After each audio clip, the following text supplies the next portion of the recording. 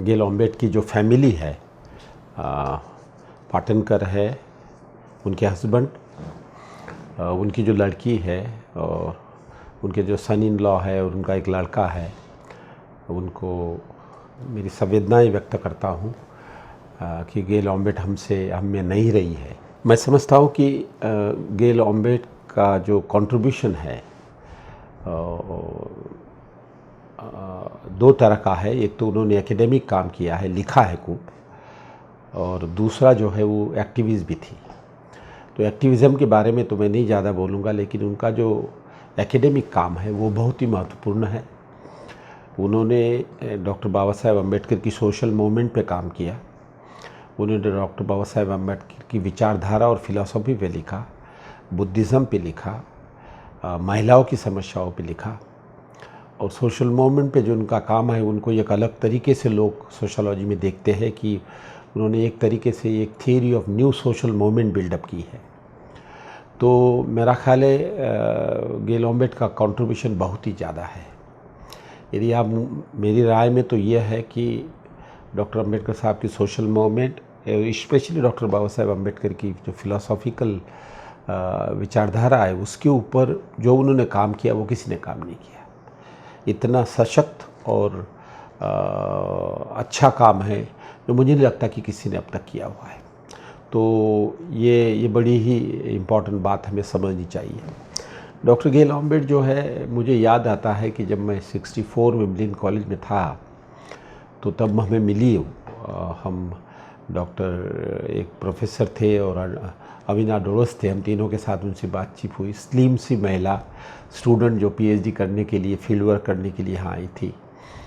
तब से वो आखिरी तक 81 ईयर तक उन्होंने इंडिया में रही और दलितों के लिए और डिप्राइव्ड सेक्शन के लिए काम किया है।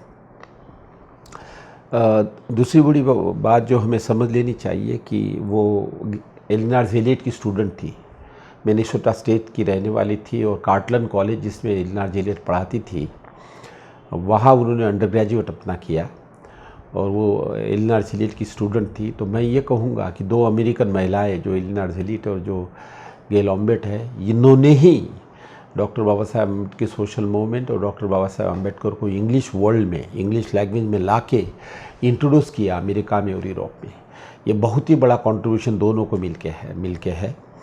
लेकिन गेल का कंट्रीब्यूशन सोशोलॉजिस्ट होने की वजह से अलग तरीके का है, बड़ा सकस है, और बाबा साहेब की जो विचारधारा है, उनकी जो मूवमेंट है, वो उन्होंने बड़ी डीप स्टडी करके की हुई है। उनका कंट्रीब्यूशन देखा जाए तो वो 3 एरियाज़ में है। डॉक्टर बाबा साहेब अम्बेडकर की social movement, anti caste movement, doctor Baba Saheb Ambedkar की विचारधारा, फिलोसॉफिकल राइटिंग, और बुद्धिज़्म पे उनकी किताब है, 25 किताबें हैं उनकी। उनका लिखा जो राइटिंग है वो बहुत वास्ट है, कि सिर्फ किताबें 25 है, आर्टिकल तो और ज़्यादा होगी। उन्होंने उनकी कमिटमेंट के ऊपर 2 बातें मैं कहना चाहूँगा कि वो 62-63 में I as a PhD student, और उन्होंने अपने दिल में ठान लिया कि मैं यहीं रहूँगी, और डॉक्टर अम्बेडकर की मूवमेंट, फुले साहब की मूवमेंट, फुले के ऊपर उनकी पीएचडी थी, इस पे वो काम करेगी। और as early as 1983 she got an Indian citizenship.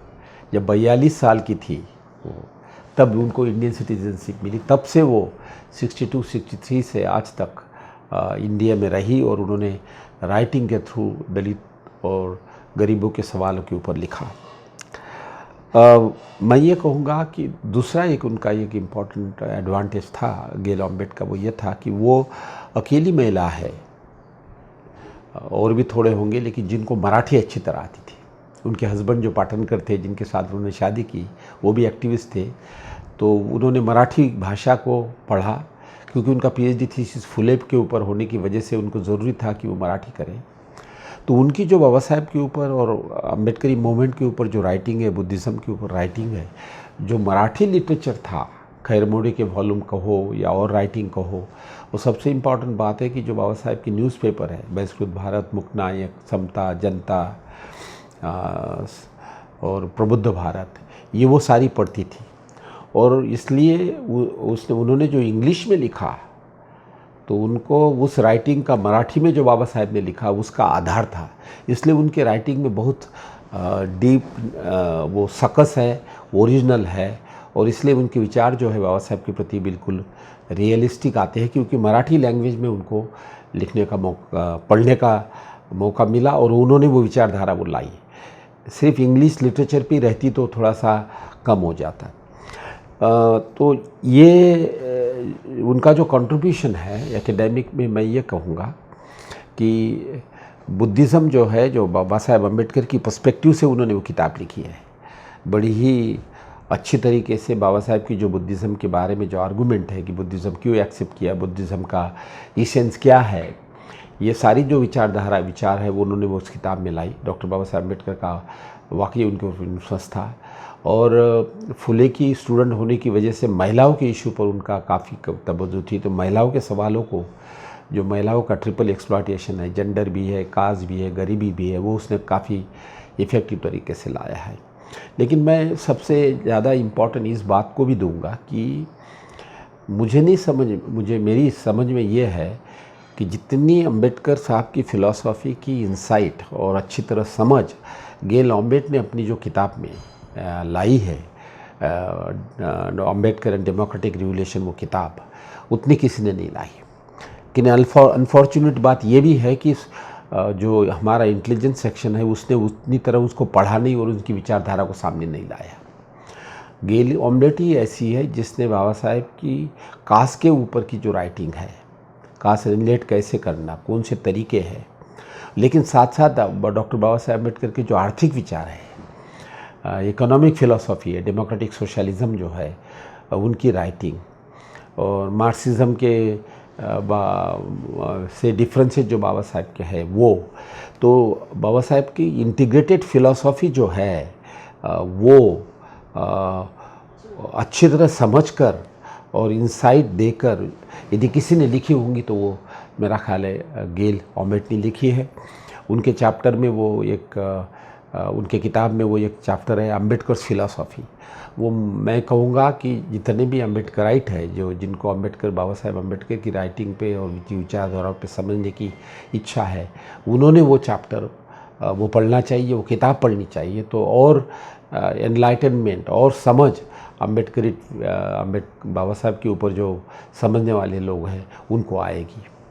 तो मुझे ऐसा लगता है कि गेल ऑम्बेट को जो आपने कहा है, पूछा है कि उनका क्या कंट्रीब्यूशन है, मुझे ऐसा लगता है एकेडमिक में डॉक्टर बाबा साहेब अम्बेडकर की एंटी कास्ट मूवमेंट, बुद्धिज़्म की मूवमेंट, और डॉक्टर बाबा साहेब अम्बेडकर की जो विचारधारा है, ये उनका एकेडमिक में बहुत ज़बरदस्त कंट्रीब्यूशन है। लेकिन साथ साथ उन्होंने सोशल मूवमेंट को भी आगे लाया, और जैसा मैंने कहा कि उनके राइटिंग में धार और डेप्थ इसलिए है कि वो मराठी लैंग्वेज उनको आती थी। वो मराठी लैंग्वेज से उन्होंने बाबा साहेब के जो विचार है वो भी उसमें साथ जोड़े हैं।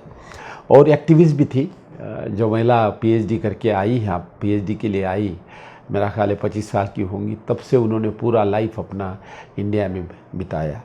सबसे बड़ी इम्पॉर्टेंट बात ये हमें समझनी चाहिए कि वो she had a very good PhD. She had a PhD from California university, one of the best university in USA, और सोशियोलॉजी में मिली और इंडियन सिटीजन बनी। लेकिन उन्होंने परमानेंट जॉब कभी ली नहीं। वो अपनी सारी लाइफ जो है राइटिंग में, रीडिंग में उन्होंने खर्च की। वो एक 2 साल की अम्बेडकर चेयर या अम्बेडकर फेलोशिप ऐसा उन्होंने किया, क्योंकि उनके पास सोर्स ऑफ इनकम भी नहीं था, तो ज़रूरी था वो। तो पूना यूनिवर्सिटी में वो अम्बेडकर चेयर पे थी, Indira Gandhi national open university में अम्बेडकर चेयर पे थी, नेहरू मेमोरियल में उन्होंने फेलोशिप ली, और भी 1-2 फेलोशिप ली। लेकिन उन्होंने सिंगल हैंडेडली एकेडमिक में अपना सारा डिवोशन किया। तो मुझे लगता है कि उनका बहुत बड़ा कंट्रीब्यूशन है और उनको इसको हमने रिमेंबर करना चाहिए। हालांकि मैं ये कहूँगा कि गेल ऑम्बेट और एलिनोर ज़िलियट, इन 2 अमेरिकन महिला ने जितना काम किया बाबा साहेब की मूवमेंट पे, बाबा साहेब की विचारधारा पे, और इंग्लिश वर्ल्ड के सामने लाया, वो किसने नहीं किया है। हम दरअसल भूल रहे हैं उन दोनों महिलाओं के बारे में, गेल ऑम्बेट के बारे में और एलिनोर ज़िलियट के बारे में। हमने मिलके कुछ करना चाहिए। उनके नाम पे फेलोशिप होनी चाहिए, उनके नाम पे लेक्चर सीरीज़ होनी चाहिए, या प्रोफेसरशिप किसी यूनिवर्सिटी में होनी चाहिए, ताकि उन्होंने जो काम किया, कंट्रीब्यूशन किया, उसकी हम याद रखें। और पाटनकर साहब और गेल ऑम्बेट की जो रिश्तेदार है और एलिना झिलिट की है, उनको उससे खुशी होगी।